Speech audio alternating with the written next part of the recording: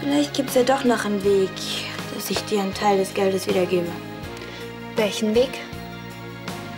Ich denke da an was dir gar nicht so unangenehm wäre. Ja, jetzt sag schon. Leg meinen Onkel Lars flach. Du bist der Grund, warum ich leben will.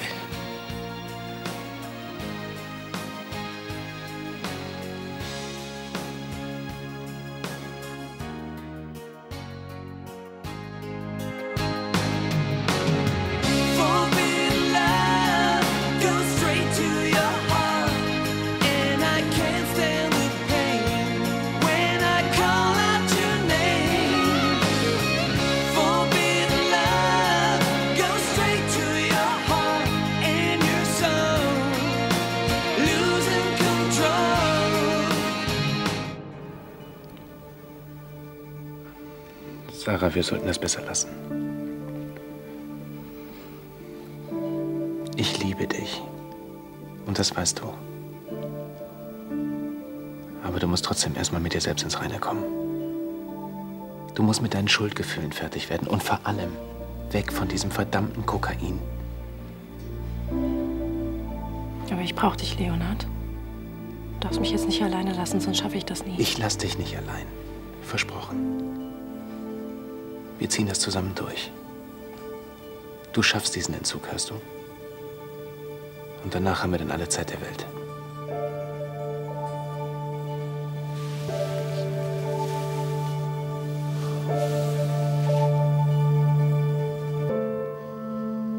Ich soll mit deinem Onkel ins Bett steigen? Danach kriegst du die Kohle von Degenhardt sofort zurück? Sehe ich so aus wie irgendeine billige Schlampe? Bitte darauf wirklich eine Antwort. Aber wieso eigentlich billig? Hast du eine Ahnung, wie viel Geld in dem Paket drin war? Wo ist denn das Problem? Du bist doch sowieso scharf auf meinen Onkel Lars. Und was hast du davon? Lars ist mein Lieblingsonkel. Und du würdest viel besser zu ihm passen als diese gruselige Natalie von Lahnstein. Neulich hast du mich noch blöd angemacht, ich soll meine Finger von ihm lassen. Ja, da wusste ich auch noch nicht, dass... Als Lars Tochter entführt wurde. Er war total fertig. Und diese Alkoholikerin...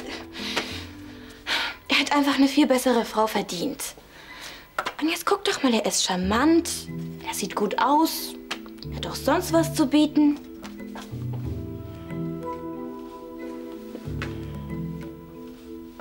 Und denk daran, Degenhardt braucht das Geld für seine neue Niere.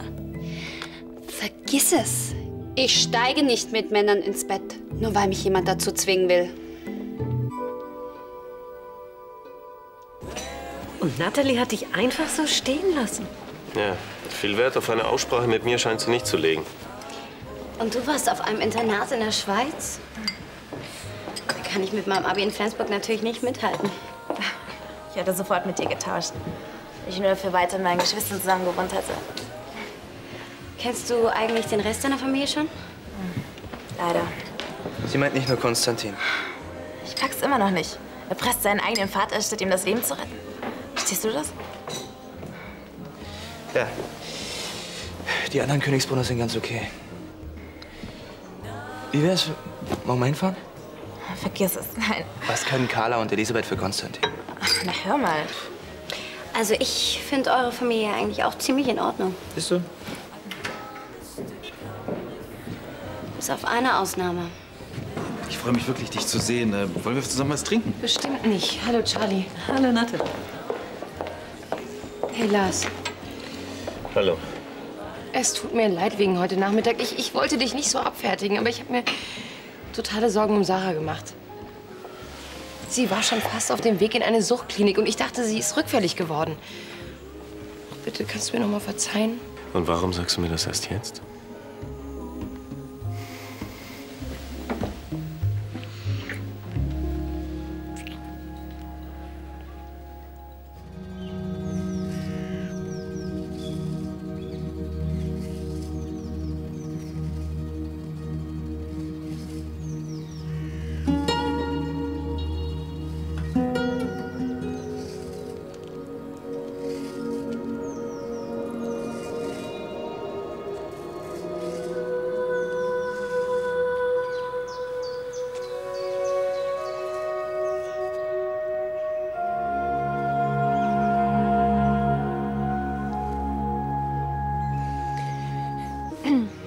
Ich weiß eigentlich gar nicht, was ich sagen soll. Entschuldige? Ich weiß, das habe ich schon zigmal gesagt. Aber ich meine es wirklich ernst, Jana.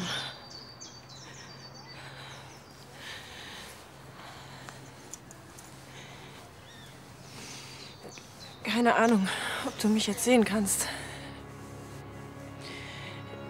Und wenn ja, was du dann von mir denkst.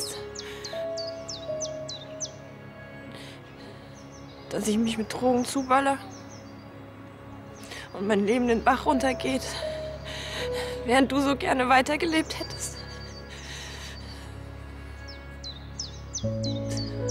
Ich weiß, das ist unfair und dumm. Aber verdammt nochmal, ich wusste einfach nicht, woher ich die Kraft nehmen soll. Jana, es tut mir alles so leid. Ich fühle mich so schäbig.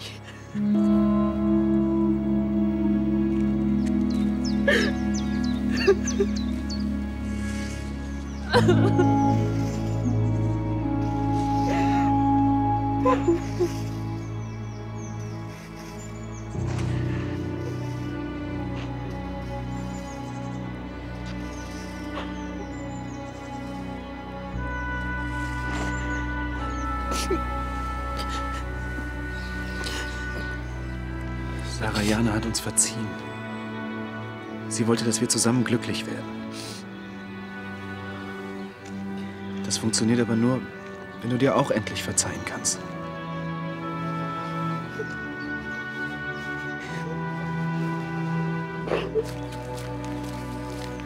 Ach, wo habe ich meinen Kopf?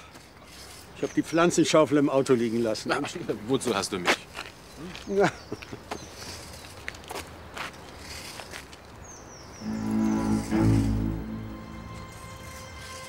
Das ist doch... Arno, lass es.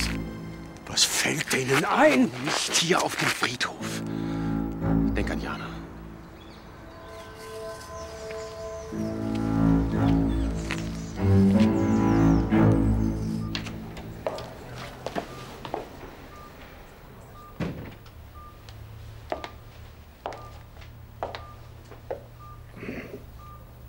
Olivia.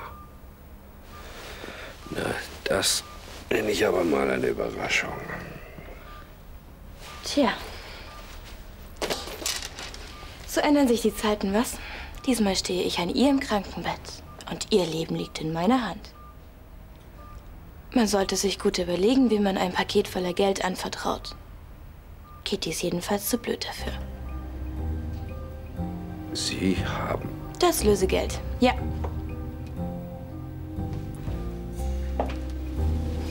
Oh. Sie sehen aber gar nicht gut aus. Soll ich vielleicht die Schwester rufen? Man könnte fast Mitleid mit ihm bekommen. Geht es wirklich zu Ende mit Ihnen ohne das Geld für eine neue Niere? Was wollen Sie? Überzeugen Sie Kitty. Wenn sie ein braves Mädchen ist und mir einen Gefallen tut, dann lasse ich mich eventuell erweichen.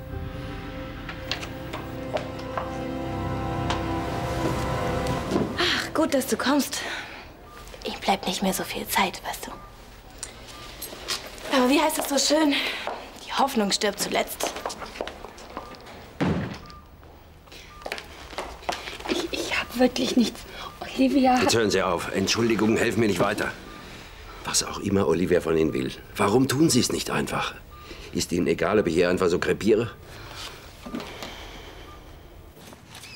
Das ist doch der Gipfel der Geschmacklosigkeit. Offenbar sind die beiden ja doch ein Paar.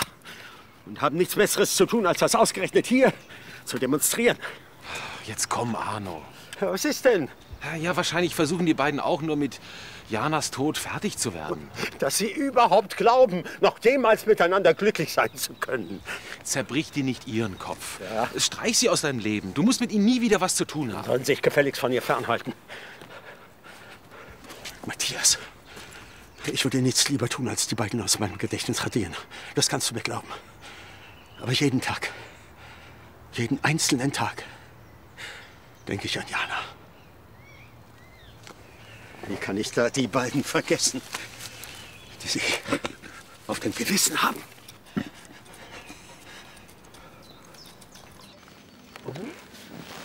Die sind toll. Echt? Also wenn du willst, ich kann dich gerne mal ein paar Leuten in der Kunstszene vorstellen. Ich habe da ein paar hilfreiche Kontakte. Oh, wow, das wäre total cool, ja.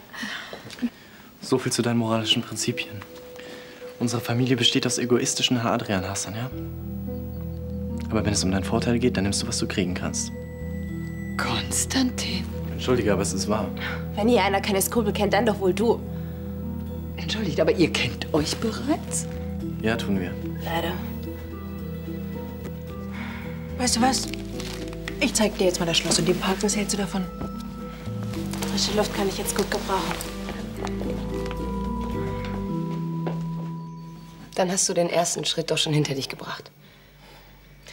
Ohne deine Hilfe hätte ich es nie bis zu Janas Grab geschafft.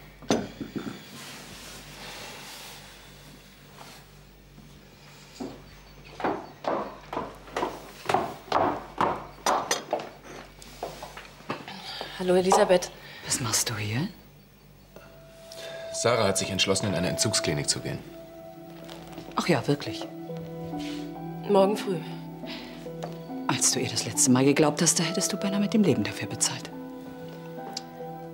Wirklich, Elisabeth, ich weiß ja selbst, dass es so nicht weitergehen kann.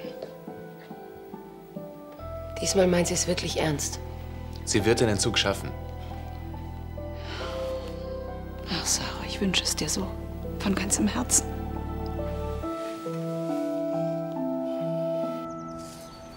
Da hinten sind die Stallungen. Reitest du? Oh, ich bin verrückt nach Pferden.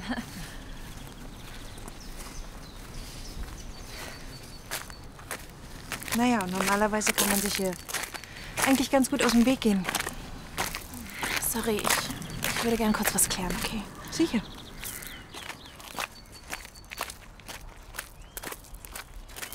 Was sollte das eben? Lässt du deine Wut an Adrian jetzt an mir aus? Du willst deinen eigenen Vater zu einem falschen Geständnis erpressen und kommst mir mit Moral? Lass mich in Frieden! Meinst du, andere Leute haben keine Probleme mit den Eltern? Trotzdem lassen die nicht einfach verrecken? Du hast keine Ahnung. Wie würdest du dich denn fühlen, wenn du deinen Erzeuger nach 18 Jahren kennenlernen würdest, er dir die große Vaterliebe vorspielt und dich in Wirklichkeit nur verarscht?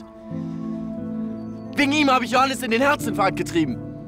Nur damit dieses Arschloch mir kalt lächelnd sagt, dass er mich nur ausgenutzt hat, um sich an Johannes zu rächen. Und dass er mich hasst. Und dass er mich immer gehasst hat. Nur weil er wegen mir seine große Liebe Francesca verloren hat. Glaubst du, für so einen Riesenarschloch riskiere ich mein Leben?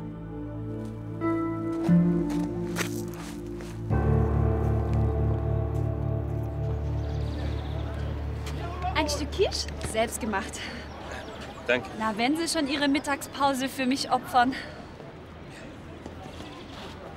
Glauben Sie, ich kann Sie behalten? In Ihrem Mietvertrag steht, dass der Vermieter einer Haustierhaltung zustimmen muss. Ja, aber er hat doch nie was gegen Uschi gesagt. Wie, er kannte ich meine Katze? Ja, natürlich. Er stand doch täglich vor meiner Tür und hat sich an mich rangemacht. Erst als ich ihm klargemacht habe, dass ich nichts von ihm will, kam auf einmal dieser Brief. Bitte, Sie müssen mir helfen. Ich habe doch nur meine Uschi. Ja, was denn? Deswegen hast du mich herbestellt? Glaubst du, ich habe nichts Besseres zu tun? Die macht dich an meinen Onkel ran, genau das wolltest du doch. Also, tut mir leid, davon sehe ich irgendwie relativ wenig. Das ist ein lahmes Picknick im Park. Ach, Sie meinen? Ja, wenn der Vermieter Ihre Katze kannte, dann ist das wie eine Erlaubnis. Und die kann er nicht einfach so widerrufen. Olivia hatte recht. Sie sind der beste Anwalt der Welt. Und? Was habe ich dir gesagt? Na, wer sagt's denn? Du scheinst ja doch was von der Kuppelei zu verstehen.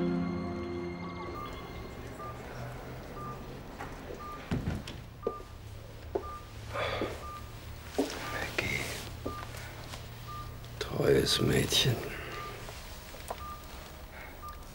Willst du lieber weiter schlafen? Nein, nein, nein. Gönn mir ein bisschen Unterhaltung.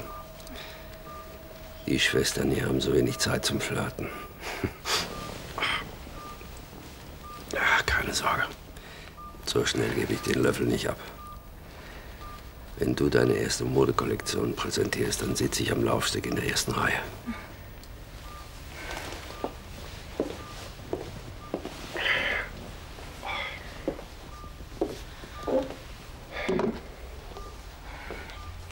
habe noch mal mit Konstantin gesprochen. Ist das wahr, was er behauptet? Du hast ihn nur ausgenutzt für deine Rache gegen Onkel Johannes. Der Junge ist reichlich übersensibel. Er hat sich mir doch aufgedrängt, weil er selbst von Johannes total enttäuscht war. Aber ich habe ihn von Anfang an gewarnt, ich bin eben kein Kuschelpapi. Stimmt also.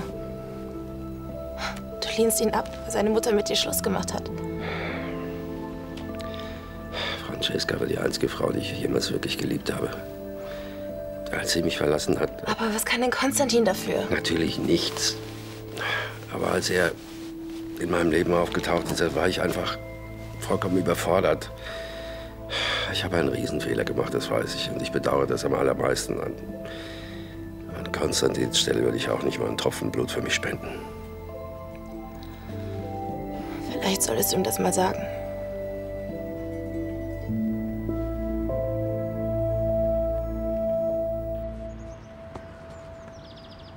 Na, großartig. Das Feuerwerk ist ziemlich schnell verglüht. Hat nicht mal für ein Foto gereicht. What's up? Das war gerade mal der erste Akt. Sie können doch nicht einfach über mich herfallen. Entschuldigen Sie, ich weiß auch nicht. Aber es ist schon so lange her, dass ich einen Mann wie Sie kennengelernt habe. Frau Kübler, Sie sind eine außerordentlich attraktive Frau. Und wenn ich nicht vergeben wäre, so bin ich eben nur Ihr Anwalt. Ich habe einfach kein Glück mit Männern. Aber dafür habe ich ja mein Kätzchen. Ja, Uschi, die bleibt denn ja wenigstens erhalten. Soll ich denn noch ein Schreiben an Ihren Vermieter aufsetzen? Sie vereinbaren gerade ein richtiges Date. Und ich gebe sie dabei mal richtig Gas. Hätte die nicht 2 Minuten früher kommen können? Hallo? Natalie. Deine Sekretärin meinte, ich finde dich hier im Park mit einer Mandantin. Ja, Frau Kübler, wir sind auch gerade fertig geworden. Ja, dann können wir jetzt spazieren gehen. Ja, gerne. Vielen Dank noch für die Quiche und viel Erfolg mit Ihrem Vermieter. Wiedersehen. Also tut mir leid, aber nach einem neuen Date sieht das beim besten Willen nicht aus. Deine blonde Intelligenzbombe hat alles vermasselt. Lass dir was Neues einfallen. Was hast du eigentlich vor? Willst du deine neurotische Schnapsdrossel zurück? Jetzt pass mal auf. Du sorgst einfach dafür, dass Natalie diesen Paragraphenhengst abschießt. Und sonst kriegt die Polizei doch noch einen Tipp, was deine Dealerei betrifft.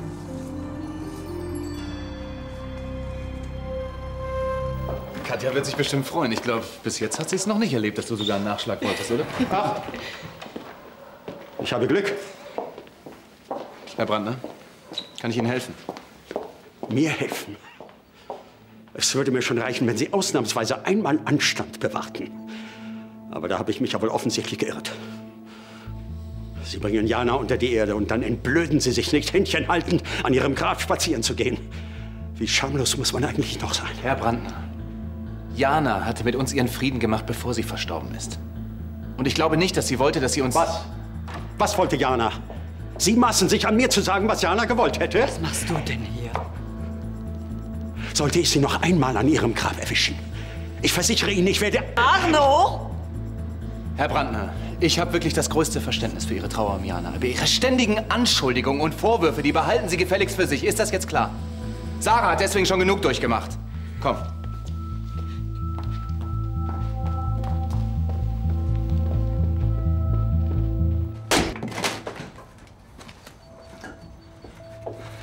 Ich war noch mal bei Adrian. Aha. Hat er dir wieder irgendwelche Lügengeschichten aufgetischt? Da ist ja ein Genie drin. Nein, hat er nicht.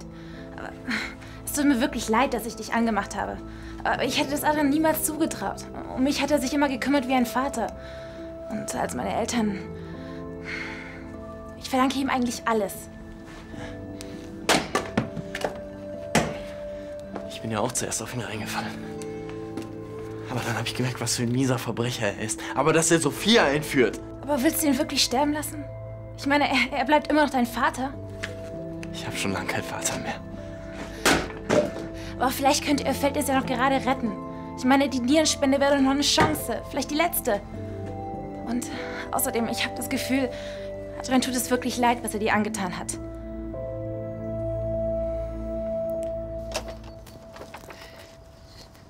Arno, jetzt warte doch. Ja, du stellst dich natürlich auf die Seite dieser Ehebrecher. Etwas anderes habe ich von dir auch gar nicht erwartet.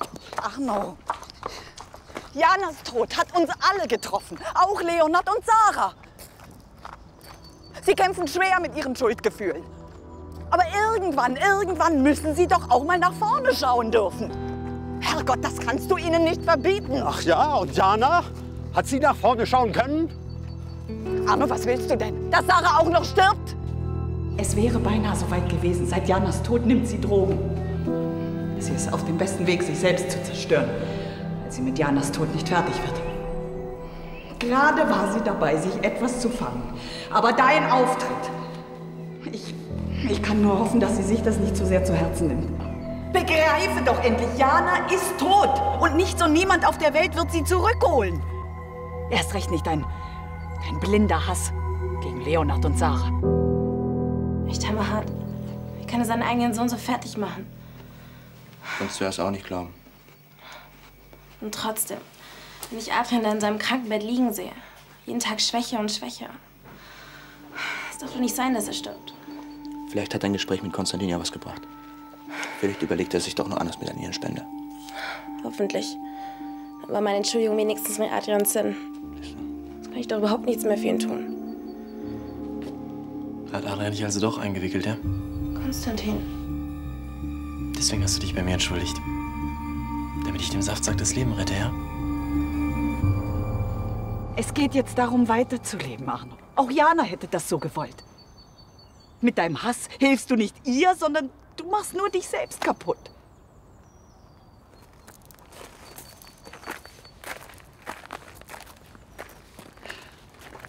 Jana hatte begriffen, dass man vergeben muss.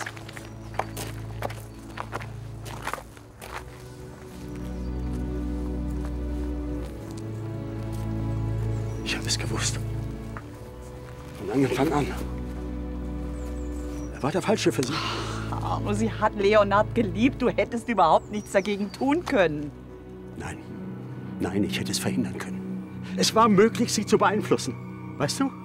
Bevor sie zu ihm zurück ist. Nach seiner Affäre mit Sarah. Arno. Ach, Elisabeth, du begreifst nicht! Wie solltest du auch? Ich wollte es ja selber nicht wahrhaben. Arno, was meinst du denn nicht? Versteh doch.